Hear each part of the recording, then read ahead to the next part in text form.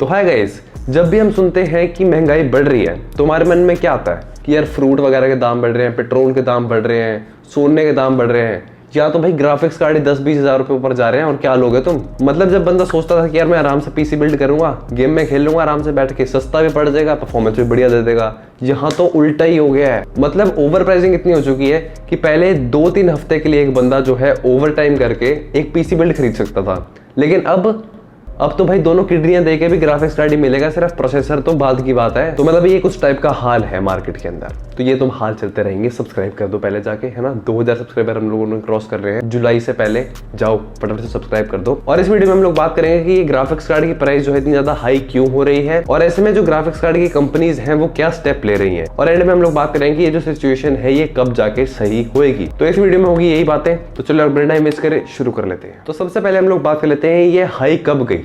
देखो 2020 जब शुरू हुआ तब तक सब कुछ नॉर्मल था, अपना 27-28 हज़ार रुपए में जो RTX 2070 तक का हमें मिल रहा था। तो जैसे ही ग्राफिक्स कार्ड वगैरह की प्रोडक्शन कम हुई, गेमिंग की पॉपुलैरिटी उतनी ही ज्यादा हो गई, क्योंकि घर बैठे और तो कुछ काम था नहीं, आराम से बैठो और गेम में खेलो। तो धीरे धीरे स्लोली जो है स्टॉक्स खत्म होने शुरू हो गए और प्राइजेस हाई होने शुरू हो गए। तो यहाँ तक तो देखो समझ में आता है, जब प्रोडक्शन नहीं हो रही है किसी चीज की तो उसके रेट हाई हो जाएंगे, इतना तो हमें पता है। लेकिन अब तो लॉकडाउन खुल गया है, अब तो प्रोडक्शन शुरू हो रही है, अब क्या दिक्कत आ रही है। देखो अब क्या चल रहा है कि रिटेलर से अगर आप पूछोगे ना कि भाई ग्राफिक्स कार्ड की प्राइस इतनी ज्यादा क्यों हो रही है, तो वो कहेगा कि भाई डिस्ट्रीब्यूटर से ही हमें इतनी मिल रही है। डिस्ट्रीब्यूटर से पूछेंगे तो वो कहेगा कि मैन्युफैक्चरर से इतनी आ रही है। OEM जो है, जो मैन्युफैक्चरर है, वो कहता है कि हम तो देखो उस पर बेच रहे हैं, ये डिस्ट्रीब्यूटर रिटेलर जो है बीच में दिक्कत कर रहे हैं। अब किस पे भरोसा करें जब स्टॉक भी बन रहे हैं, प्रोडक्शन भी है, स्टॉक अब आ भी रहे हैं पीछे से, तो अब तक ठीक क्यों नहीं हुई। ये जो दिक्कत है वही है कि भाई बंदे फायदा उठा रहे हैं, या तो डिस्ट्रीब्यूटर फायदा उठा रहा है या रिटेलर फायदा उठा रहा है। और ये बात में बिल्कुल सच है, जो डिस्ट्रीब्यूटर्स है ना उनके पास जो PlayStation 5 आ रहे हैं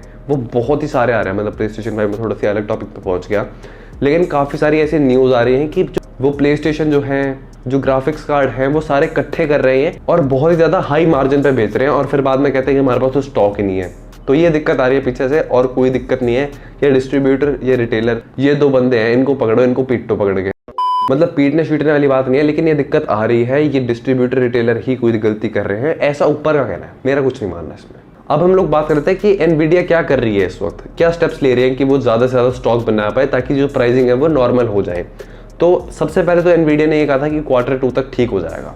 Q2 आ गया, ठीक तो कुछ नहीं हुआ। अब ठीक कैसे हो जाएगा, क्योंकि वो TSMC को अपने सेमीकंडक्टर्स बनाने को कह रही है, जो कि पहले सैमसंग बनाती थी। अब जो एनवीडिया है वो सैमसंग का काम TSMC को इसलिए दे रही है क्योंकि सैमसंग इतने अच्छे रेट पर नहीं बना पा रही, मतलब प्राइस वाले रेट नहीं, क्या बोलते हैं उसको, फास्ट रेट पे, कि जल्दी नहीं बना पा रहे जितनी जल्दी एनवीडिया को चाहिए। इसलिए TSMC को जो है अपॉइंट करा एनवीडिया ने कि वो उनके सेमीकंडक्टर्स बनाए ताकि जल्दी जो है स्टॉक भी बढ़े। अब देखो अगर आप TSMC को देखोगे तो वो बहुत ही ज्यादा बड़ी कंपनी है, बहुत ही हैवी मशीन्स है उनके पास, तरह की 100 तरह की चीजें हैं उनके पास, और इसलिए जो है वो ज्यादा तेजी से ग्राफिक्स कार्ड बना भी सकती है। तो हो सकता है मे बी Q3 Q4 तक हम लोगों को ये सिचुएशन जो है वो ठीक होते दिख जाए। अब देखो अगर आप इतना बड़ा किसी कंपनी से लेकर दूसरी कंपनी को दे रहे हो तो आपको फंड्स भी चाहिए होंगे, और आजकल जो इन्वेस्टर्स हैं वो वैसे ही खाली पड़े हैं, उनके पास खुद पैसे नहीं है। तो इसलिए प्रेसिडेंट बाइडेन को जो है सारी कंपनीज ने, ऑलमोस्ट हर एक टेक्नोलॉजी कंपनी ने लेटर भेजा है कि हम लोगों को फंड्स चाहिए, जिसका जवाब प्रोबेबली हाँ ही आया है कि सबको जो है थोड़े फंड्स मिल जाएंगे,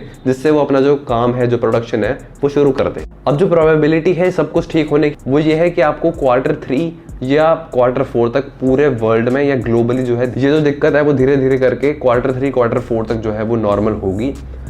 इंडिया के स्पेशली मैं बात करूं अगर इंडिया में, तो यहाँ पर कभी लॉकडाउन लग रहा है तो कभी रैलीज निकल रही हैं, यहाँ कुछ नहीं होगा। यहाँ पे 2022 से पहले आप कुछ नहीं कह सकते कि यहाँ पे कुछ होने वाला है। यहाँ पर तो अभी डिस्ट्रीब्यूटर रिटेलर का ही खेल चलेगा कुछ टाइम तक, तो फिर जब रेड रूट पड़ेगी तब जाके कुछ पता चलेगा कि यहाँ पे क्या होना है क्या नहीं।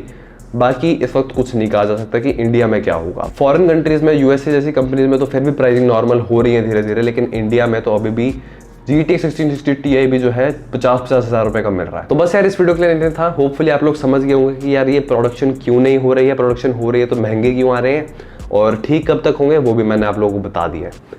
अब 4-5 दिन से मेरी वीडियो नहीं आई है, तो धीरे मुझको उसी ट्रैक पे वापस चलना पड़ेगा जैसे मैं पहले डेली वीडियोस बनाता था, जो कि है बहुत ज़्यादा मुश्किल। तो हो सकता है बीच में 1-2 दिन का डिले हो जाए, लेकिन आप लोगों को श्योरली मेरा प्रॉमिस है कि आपको डेली वीडियोस बहुत जल्दी से देखने को मिलेंगी। बाकी इस वीडियो के लिए नहीं रखते हैं, मैं मतलब आपसे वीडियो में एक टॉपिक साथ में, तब तक के लिए बाय।